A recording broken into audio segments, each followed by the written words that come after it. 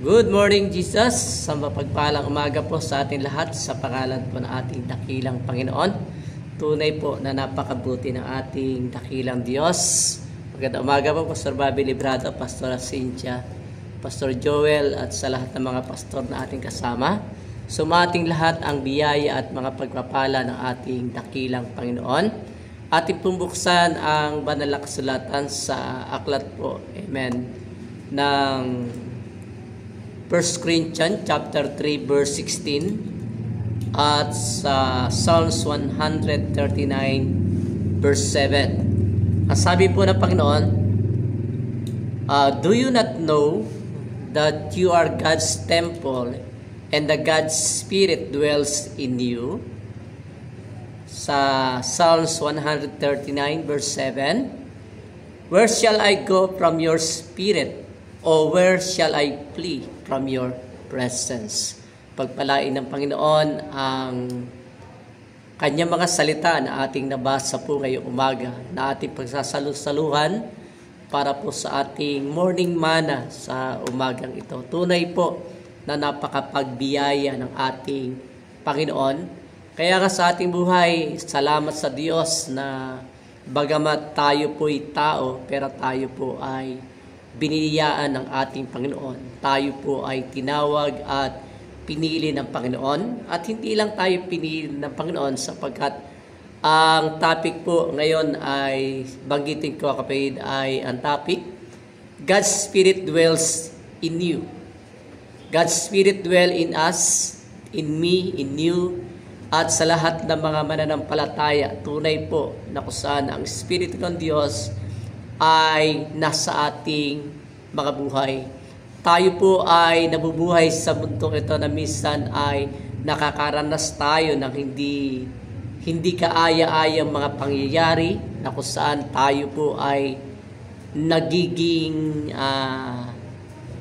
aware tayo sa paligid natin, at sa same time tayo po minsan bilang isang tao po hindi po nawawala na minsan tayo po'y nalulungkot, minsan tayo po'y nagpapanik.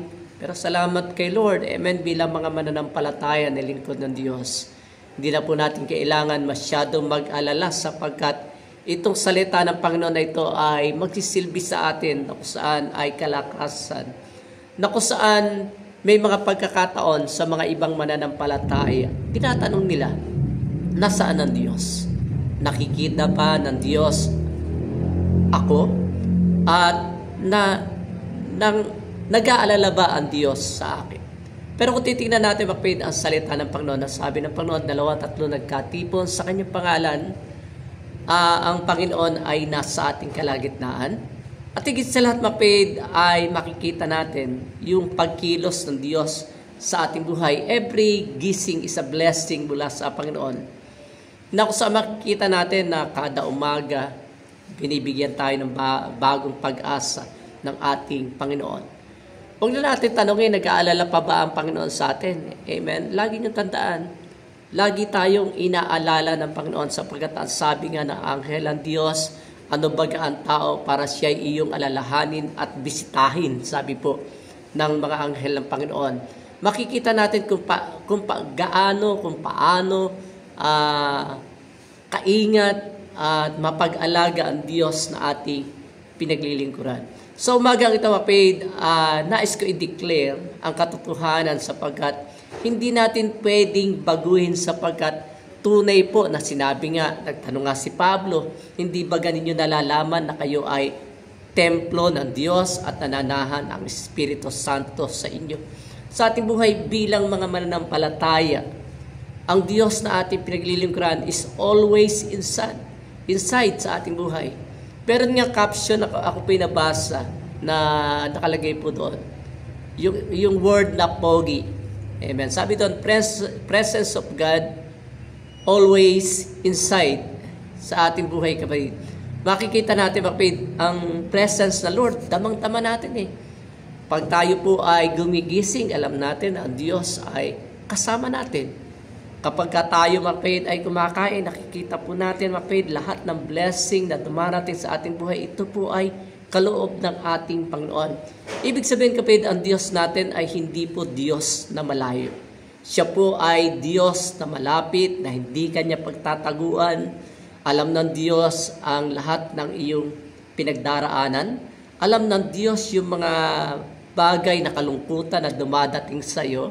Alam ng Diyos na meron kang hinihintay at alam din ng Diyos, amen, na sa ating kasalukuyan tayo po'y punong-puno ng tinatawag na kabagabagan, punong-puno tayo ng labanan na sa ating buhay, amen. Paggising pa lang natin, amen, makikita natin yung tinatawag na labanan kaagad, amen, sapagkat ang choices natin ay dalawang bagay lang, isang maling pagpipili o tamang pagpipili. Pero salamat kay Lord, lahat tayo po'y tama ang pinili natin. Naunahin po natin palagi ang ating Panginoon na kung saan i-explore natin ang ating buhay into reality na ang katutunayan kapag ang Panginoon ating pinaglilingkuran ay pinupuno po niya lahat. Amen. Kaya nga lahat ng bagay, lahat ng creation ng Lord ay laging nakapaloob doon ang ating Panginoon. Kaya nga sabi po ni David, the heaven declares the glory of God, the skies proclaim the work of His hand. Nasabi nga po sa ating buhay, makikita natin sa creation pa lang, ang Espiritu ng Diyos ay nandoon sa creation ng ating Panginoon. How much more na tapos na po yung creation ng Diyos sa ating buhay, na kung saan ay makikita natin yung tinatawag na fulfillment ng Diyos. Amen. Kaya lang, dahil nagkasala po yung tao, amen, nakikita natin kapatid na muli ay nag-work ang Lord sa buhay po natin. Kung saan makikita natin sa ating buhay, hindi tayo aksidente. Dahil kung tayo po'y aksidente na biglang sumulpot sa lupang ito, kapatid, amen, tayo yung pinakakawawang nilalang. Pero salamat sa Lord na doon pa lang sa sinapupunan ng ating mga magulang, amen, nandoon pa lang nandoon na yung tinatawag na pagtawag ng Diyos sa iyo at sa akin, na kung saan alam ng Diyos ang ating future, mapay. Kaya sa ating buhay tayo po ay masterpiece ng Lord sa pamagitan po ng kanyang makapangyarihang kamay, makapangyarihang salita na kung saan ay ginamit po ng ating Panginoon. Kaya tunay po sa ating buhay, no doubt, amen, na kung saan makikita natin, He is closer than your breath, mapay. Tunay po talagang malapit ang Panginoon Kaya nga sabi po ni Pablo, amen, sa pamagitan po ng kanyang salita, makikita natin ang biyaya ng ating Panginoon. At sabi nga ng lingkod ng Diyos, in Him we live and move and have our being. Sa ating buhay, hindi po malayo ang Diyos na ating pinaglilingkuran. Amen. Siya po ang nagbigay ng hangin, oxygen na kung saan ay ating nalalangha para tayo magkaroon ng buhay, na bagamat hindi po natin siya nakikita, pero nararamdaman po natin ang Diyos ay nasa atin. At alam po natin, na sabi nga ng salita ng Panginoon, ay ganito, God Spirit dwells in us. Amen.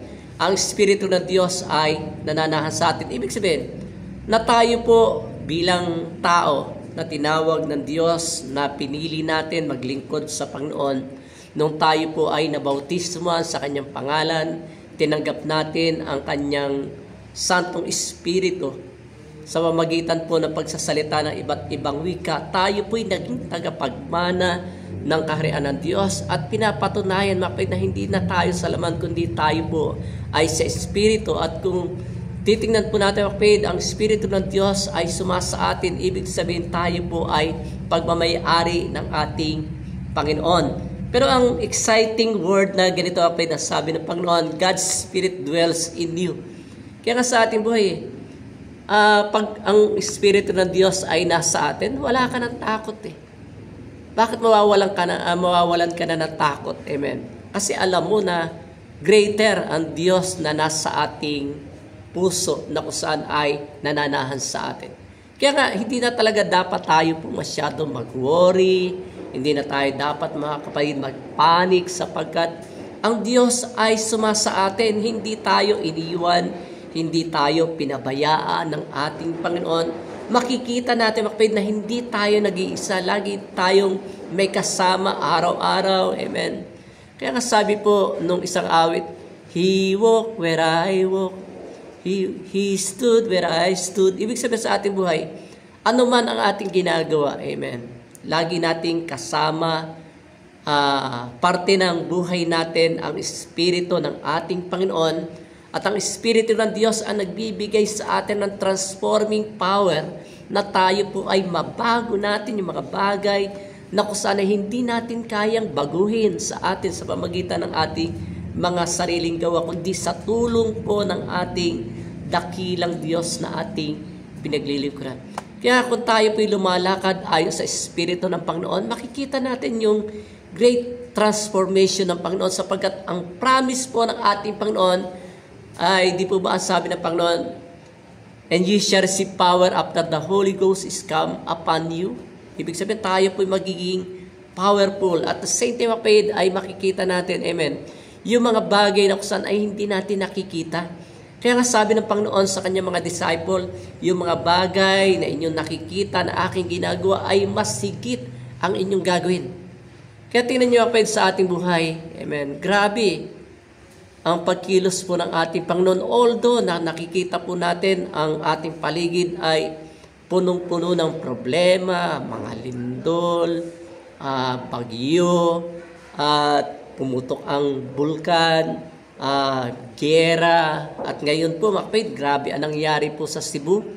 At makikita natin mga kapatid, gayon pa man, amen, salamat kay Lord, amen, na napakabuti pa rin ng Panginoon, sapagkat lahat ng bagay na ipinakikita ng Diyos, amen, ay nagkakaroon ng kaganapan na kung saan ay kinakailangan lang natin tayo po ay mag-prepare na kung saan sa pagbabalik po ng ating dakilang Panginoon. Gayon pa man kapatid, salamat sa Lord, at sabi nga ng Panginoon, I will never leave you nor forsake you.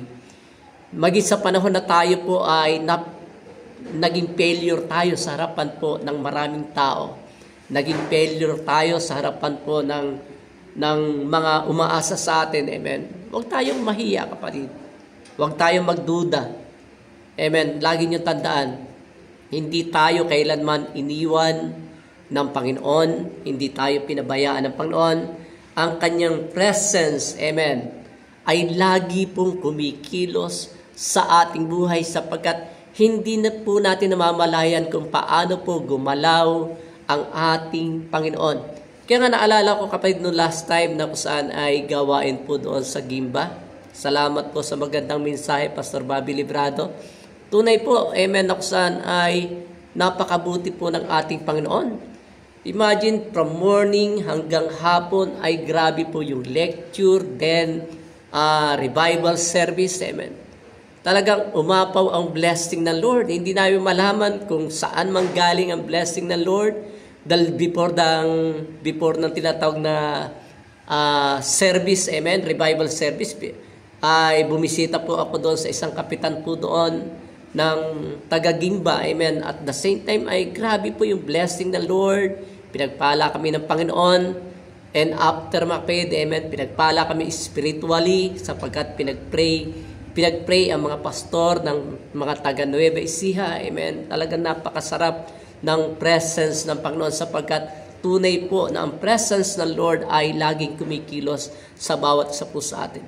Imagine, amen, patapos na yung gawain, amen, sabi nung isang ninong namin, Ninong Al, sabi doon, Pastor, daan kayo sa bahay. Kunin niyo yung blessing doon. At the same time, napakabuti ng Lord, amen, na kung saan, bagamat minsan lang tayo nagkakasama, minsan lang kami nagkita uli ng aming ninong, amen, blessing din ang ibinigay po ng ating Panginoon. Kaya sa ating buhay kapatid, yung tinatawag na nag-aalala ka sa pag-uwi mo, nag-aalala ka sa mga bagay na gagawin mo sa future, amen, pero salamat kay Lord, napakabuti po talaga ng Panginoon. The Holy Spirit, amen, ang ating divine na kasama po natin palagi. Kaya dito natin makikita, kapatid, na sabi nga ng salita ng Panginoon, you know Him for He dwells with you and will be in you. Sabi po ng ating Panginoon. Kung titignan natin, amen, sa ating buhay, ang tanong ko ay ganito, si Jesus ba ay laging nasa ating kalooban? Lagi bang nasa puso natin ng ating Panginoon?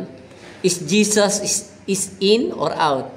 Sa ating buhay kapatid, tunay po sa ating buhay. Kung laging in, ang Spirit ng Diyos sa buhay natin, we are on the winning side, na kung saan ay makikita natin yung guide ng Lord, yung comfort po niya, yung conviction sa atin, amen, na although minsan ay tinetempt tayo ng iba, amen, pero salamat kay Lord, amen, sa tulong ng Panginoon, nagtatagumpay tayo sa bawat pagsubok na dumadating sa atin. At the same time, ang Spirit ng Diyos empower us from the inside out. Tunay po na kung wala siguro ang Espiritu ng Diyos sa atin, amen, baka marami po napaaway. Dahil marami po talaga ngayon, amen, makikita natin ang kalagayan po ng panahon. Marami mga member po ngayon na kusan ay, sabi nga doon sa salita ng Panginoon, na nagbilin po si Pablo kay Timothy, na sabi doon sa Taglist na kusan Bible translation, sabi doon, i-preach mo lang ang Word of God, na kahit na ang iba ay hindi na makikinig sa iyo. Preach lang. Amen. Totoo mga sa ating buhay. Minsan ay nakakalungkot talaga. Marami na po mga saints dahil hindi po sila consistent na laging filled ng Holy Ghost ng Panginoon.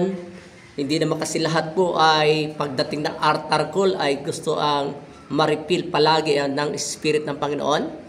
Kaya nga nakakatakot, nakakalungkot kapatid ang mga ibang saints. Amen. Na aatin pag Sunday, ang iba ay hindi mapipilled ng Holy Ghost. Kaya nga grabe po yung tinatawag na deception na nangyayari kapatid. Kaya nga sabi po ni Pablo, darating ang mga panahon na sila ay hahanap ng mga tagapagturo na magtuturo lang ng kanilang mga nais. Amen. Totoo yung mga kapatid. Kaya may mga tao kapatid na kapag nangaral ka na kusan ay medyo tinamaan sila. May mga tao na kusan ay very sensitive, na kusan ay parang balat sibuyas. Amen. Kaya nga sa ating buhay, amen, lagi natin tandaan, darating talaga yung time sa buhay po natin na mas kailangan natin i-prioritize sa ating buhay na lagi tayong filled ng Holy Ghost ng Panginoon para tayo empower ng Lord, para ang spirit of deception ay hindi po makapasok sa bawat individual. Amen. Kaya nga sa church, every time na prayer meeting namin, lagi namin binabakuran talaga ang salita ng Panginoon na huwag makapasok ang spirit of deception. Sa ating buhay, kapatid, God is inside your pain. Alam ng Panginoon lahat ng ating pinagdadaanan. The Lord is near to the broken-hearted. When your hurting, God is not watching from a distance. He enters your grief, your tears, your question, kung saan ang Panginoon mismo ang magbibigay sa atin ng katugunan, kapatid. He works in the darkness, kapatid. Sabi nga ng salita ng Panginoon, even the darkness is not dark to you, the night is bright as the day. Ibig sabihin, kapatid, yung pagkilos ng Diyos sa panahon na may pagsubok tayo. Amen. Yung mga kapanglawan na yan. Amen. Papalitan ng kagalakan ng ating Panginoon. Kung ang iyong kaaway ay gumawa sa'yo ng masama, amen, ikaw ay tutubusin mainam ng ating Panginoon. At makikita natin, kapatid, sa ating buhay, nararamdaman talaga ng Diyos. Amen, yung nararamdaman mo. Kaya nga sabi ko nga sa Panginoon, tunay po na kahit hindi na po ako magsalita, amen, ramdam ko yung pagkilos ng ating Panginoon, lalo na sa panahon, amen, grabe po ang trials ng aming pananampalataya. Simula nung district conference, amen, grabe po, pag uwi po namin sa bahay, trangkaso lahat kami, amen. At kailangan talaga na kahit ikay medyo may karamdaman, kailangan ka tumayo, mag-preach ng Word of God, sapagkat iyan po yung trabaho, kapatid. Tunay po na napakabuti ng Lord at grabe po yung pagkilos ng Panginoon. Sa ating buhay, kapatid, bakit kailangan natin palagi ang presence ng Lord? Amen. Kailangan natin palagi ang presence ng Lord, kapatid, sapagkat hindi lagi tayong malakas sa habang panahon. Dumaraan din tayo sa panahon na tayo po'y nanghihina. Even, kapatid, na pinakamalakas na tao po'y nanghihina rin, how much more tayo na kusan ay nagsusumikap na magpalakas sa pananampalataya. Sa ating buhay, kapatid, i-practice lang natin palagi, amen, sa pamagitan ng ating prayers, sa ating worship, meditation of Scripture, kapatid, na dapat po nating maunawaan, kapatid, na ang Panginoon ay lagi nating kasama. Kaya nga sabi po ng salita po ng Panginoon sa pamagitan po ni David, "Be still and know that I am God." Tunay po, kapatid, tayo po magpakatatag lang at kilalanin natin ang Diyos na ating pinaglilingkuran. Pag ang Diyos ay lagi nating kasama, lagi natin siya ini-invite every time na tayo po ay nasa ating tinatawag na private closet, na tayo po ay nagpipray, amen. I-surrender natin lahat, amen, ng area ng ating buhay, na kung saan ay ating palalimin palagi ang ating relasyon sa Panginoon, sapagkat sa panahon ng ating prayer, dito po natin pinakikita, amen, sa ating Ama, yung mga bagay na kung saan ay ating nais idulog sa Kanya. At the same time, yung ating hanap buhay ay maging maayos. At bago tayo maghanap buhay, bigyan tayo ng napakagandang kalusugan ng ating Panginoon na walang takot, amen. Kaya minsan pagising mo pa lang, pag nabalitaan mo, signal number 4, signal number 5, matatakot ka, amen. Dito sa Pilipinas, amen, signal number 5, malakas na po. Pero sa Hong Kong, amen, ang signal number 5 ay hindi pa gaanong kalakasan, amen. Sa ating buhay, makikita po natin sa ating buhay, ang kalaban po talaga ng pananampalataya natin ay fear. Kaya kailangan natin, lawakan po natin ang ating pananampalataya sa ating Panginoon at makikita natin kung ang ating Panginoon, siya po yung ating Panginoon ng ating mga buhay, ang pag-asa, amen, ng kaluwalhatian ay palagi pong sumasa atin, kapatid. Kaya nga sa ating buhay, kapatid, trust His timing, amen. May pagkakataon na minsan ay hindi po natin namamalayan kumikilos ang ating Panginoon, pero lagi natin tandaan, He has made everything beautiful in His time. Lagi pong panahon po ng ating Panginoon, amen, kaya pong magmilagro ng ating dakilang Panginoon. Sa ating buhay, kapatid, amen, nananahan po ang Panginoon sa atin, kaya tayo po'y maging maingat. I-concentrate natin palagi ang ating sarili para tayo po ay maging malinis sa ating Panginoon. Palawakin po natin palagi ang ating pananampalataya, ang ating relasyon sa Diyos, na lalo tayong maging malapit sa Kanya, amen. Hindi lang sa panahon na tayo may problema, hindi lang sa panahon na tayo po'y nakakaranas ng mga pagsubok, kundi sa lahat ng aspeto ng ating buhay, anumang panahon, anuman ang sitwasyon na dumarating sa ating buhay, amen. Tandaan natin, hindi tayo nag-iisa, amen. Lagi nating kasama ang ating Panginoon. Kaya nga sa ating buhay, kapatid, alam natin na ang Panginoon ay sumasa atin. Alam natin, kapatid, amen, sa ating buhay, na kahit kailan hindi tayo pinabayaan po ng ating Panginoon. Sa bagay nito, kapatid, tunay po na masasabi ko, amen, na sinabi nga ni David, malinaw na malinaw, kapatid, kahit saan siya pumunta, amen, lagi niya nakikita ang presence ng ating Panginoon. At binitawan nga ni Pablo, siya nagtanong, "Do you not know that you are God's temple?" Templo tayo ng Panginoon Kaya kung tayo po'y templo ng Panginoon, ingatan po natin ang ating katawan, sapagkat ang katawan na yan ay regalo, amen, ng Panginoon. Ingatan natin. At the same time, amen, yung kanyang pinakatahanan, yung ating puso, amen, ay dapat palaging malinis sa ating Panginoon, sapagkat yung salita ng Diyos ay nilinis ang ating mga puso. At nung nalinis na po yung ating mga puso, kapatid, ito yung tanging space na kung saan nananahan po ang ating Panginoon, na kung saan ito ang nagbibigay sa atin ng kasiguruhan, na katunayan, amen, na ang presence ng Lord ay hindi po nawawala sa atin. God's Spirit dwells in us.